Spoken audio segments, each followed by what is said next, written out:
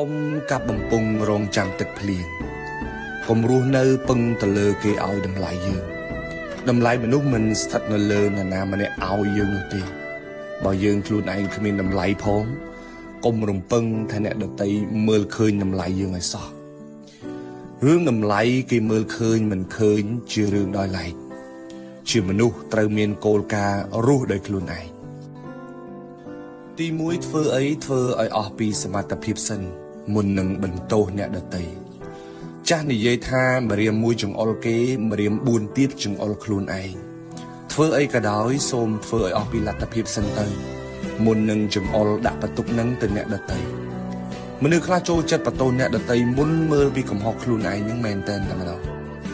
ពេលខ្លះលក់មិនដាច់ដាក់បន្ទុកទាំងស្រុងទៅលើសេដ្ឋកិច្ចពេលខ្លះលក់មិនដាច់ដាក់បន្ទុកទាំងស្រុងទៅលើទីផ្សារមកពីទីផ្សារវិញចេះមកពីទីផ្សារវិញចុះពេលខ្លះលក់មិនដាច់ទៅមួម៉ៅជាមួយនឹងដៃគូប្រកួតប្រជែងគេវាលក់អញ្ចេះគេវាលក់អញ្ចោះទាំងជាក់ស្ដែងខ្លួនឯងមិនបានធ្វើសកម្មភាពអីសោះខ្លួនឯងមានភ្ញៀវចូលទៅដល់ហាងហើយកំរុះកំរើយមិនមើលមុខភ្ញៀវក៏មានដែរ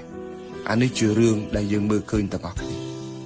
ពេលខ្លះយើងមើលគេរហូតដល់ភ្លេចមើលពីខ្លួនឯងក៏មានដែររៀនពង្រឹងខ្លួនឯងឡើងវិញត្រូវឲ្យតម្លៃទៅលើខ្លួនឯងសិនតម្លៃយើងគឺនៅលើយើងមិនមែននៅលើគេទេពេលខ្លះខ្លួនយើងអត់មានតម្លៃបែរជាចោទទៅគេថាមិនឲ្យតម្លៃក៏មានដែរទី2មនុស្សគ្មានតម្លៃទូស្គាល់ទេវតាក៏គ្មានតម្លៃអីដែរសុនឈៀននិយាយថាមានតែយើងខ្លាំងប៉ុណ្ណោះទើបគេព្រមជួយយើងបើយើងគ្មានតម្លៃទេ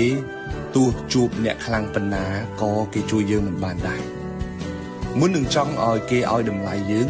សំណួរសួរថាយើងមានតម្លៃគ្រប់គ្រាន់សម្រាប់គេហើយឬនៅមនុស្សខ្លះចង់បានតម្លៃពីគេ